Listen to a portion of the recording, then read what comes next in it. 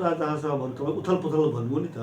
यो उथलपुथल तपाईँको भादव 23-24 गते जुन नेपालमा राजनीतिक घटना हो, त्यसपछि नेपाली काङ्ग्रेसका तत्कालीन महामन्त्री गगन थापाले नै अग्रसरता लिएर र विश्व प्रकाशले पनि अग्रसरता लिएर असान्दर्भिक विशेष महाधिवेशन गर्नुपर्छ भन्ने अभियानमा लागेको सबलाई थाहा छँदैछ। त्यही बेलादेखि नेपाली काङ्ग्रेसमा उथलपुथल सुरु भएको हो, आन्तरिक उथलपुथल। शेरबहादुर देउवासँग असहमत म पनि छु, धेरै साथीहरू हुनुहोला। शेरबहादुर देउवासँग 14औं महाधिवेशनमा म सभापतिमा लडेको थिएँ। प्रकाशमान सिंहजी लड्नु भएको थियो, शेखर कोइराला लड्नु भएको थियो, कल्याण गुरुङ लड्नु भएको थियो। सभापतिको चुनावमा सभापति पदको लागि नै लड्नु भनेको त शेरबहादुरजीसँग असहमत रहेको कुरा, त्योभन्दा प्रमाण के हुन सक्छ?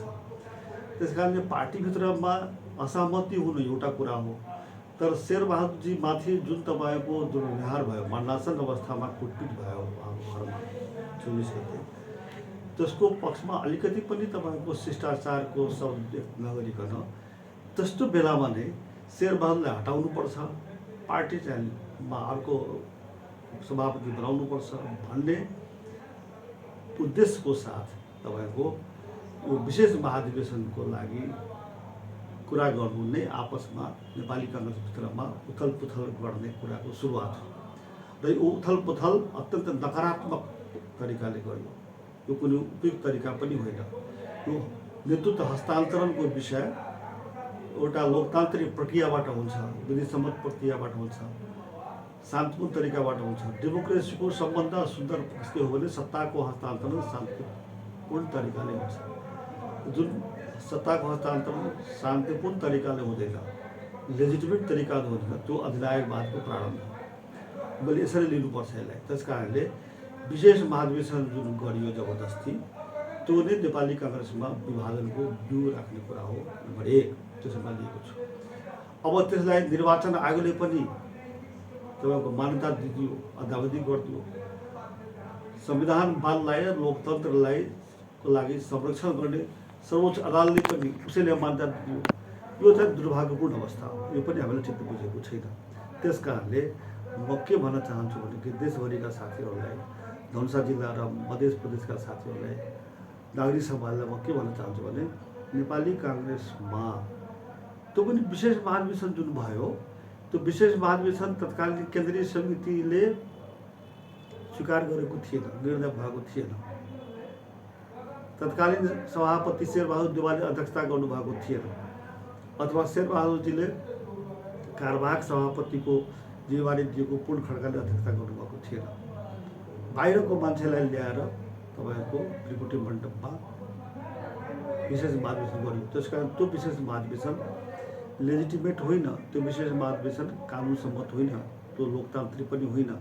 त्यो विशेष महाधिवेशन तपाईँको नेपाली काङ्ग्रेसको विधान सम्मत पनि होइन।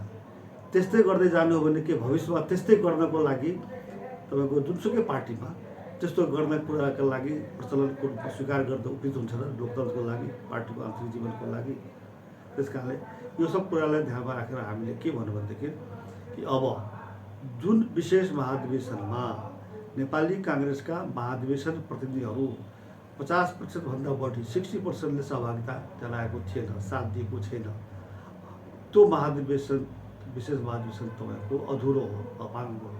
र त्यस कारणले त्यसले एक्लै मात्रै अब 15औं महाधिवेशन गर्न सक्दैन। 15औं महाधिवेशन गर्नको लागि त नेपाली काङ्ग्रेसको 14औं महाधिवेशनमा भाग लिएको सबै महाधिवेशन प्रतिनिधिहरू अर्थात् 3-4 हजार छ नि त। 165 निर्वाचन क्षेत्रमा, प्रत्येक निर्वाचन क्षेत्रमा न्यूनतम 25 जना महाधिवेशन प्रतिनिधि हुन्छ। त्यस्तै जनसम्पर्क समितिहरू छन्, त्यस्तै तपाईँको राष्ट्रिय सङ्गठनहरू छन्, सबैको प्रतिनिधिहरू सहभागी भएको हुनुपर्दछ। त्यस कारणले अब 15औं महाधिवेशन तैलेसम्म भएको छैन। 15औं महाधिवेशन गराउनको लागि विशेष महाधिवेशन पक्षधर र 14औं महाधिवेशन पक्षधर सबैलाई, कार्य समितिलाई संयुक्त रूपमा गरेर त्यसको निर्णय बमोजिम नै 15औं महाधिवेशन गर्नु अहिले पार्टीको बृहत्तर एकताको लागि उपयुक्त हुन्छ।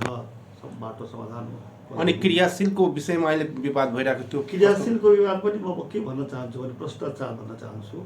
15औं महाधिवेशनको लागि क्रियाशील संस्थाको नवीकरण गर्ने काम नयाँ दिने काम सब भइसक्यो। कसैको बाँकी छ छुटपुट छ भने मात्रै गर्नु हो। दोहोऱ्याएर तपाईँको तेह्राएर अद्यावधिको नाउँमा फेरि क्रियाशील संस्थाको नवीकरण गर्नु भनेको यो पार्टीको विधानको विपरीत हो र लोकतान्त्रिक परम्पराको विपरीत हो। एउटा व्यक्तिले नेपालको नागरिकता सिटी अफिसबाट पाइसक्छ भने के त्यसलाई फेरि सिटी अफिसबाट नागरिकता लिन भन्ने? त्यो यस्तो असान्दर्भिक कुरालाई पनि तपाईँको यहाँको बुद्धिजीवीले यहाँको समाजले पनि बुझ्दैन भने, पार्टीको साथी बुझ्दैन भनेदेखि यो मलाई दुःख लाग्दछ, आशा लाग्छ। त्यस कारणले 15औं महाधिवेशनको लागि क्रियाशील संस्थाको नवीकरणको काम तपाईँको जुन बेलामा गगन थापा महामन्त्री हुनुहुन्थ्यो नेपाली काङ्ग्रेस पार्टीको, त्यही बेलामा 15औं महाधिवेशनको लागि उहाँले महामन्त्रीको हैसियतले प्रतिवेदन दिनुभएको छ कि 6 लाख जति क्रियाशील संस्थाको 8 लाख मध्येमा नवीकरण काम सम्पन्न भइसकेको छ। तर एकचोटि क्रियाशील संस्थाको काम सम्पन्न भइसकेपछि फेरि दोहोऱ्यातिर होला, फेरि आऊ भन्नु चाहिँ यो दुराशयपूर्ण हो, यो बेइमानी हो। अनि अहिले नयाँ क्रियाशील भइरहेको त्यसको मान्यता हुन्छ कि हुँदैन? के जरुरी छैन, मान्यताको सवालै छैन।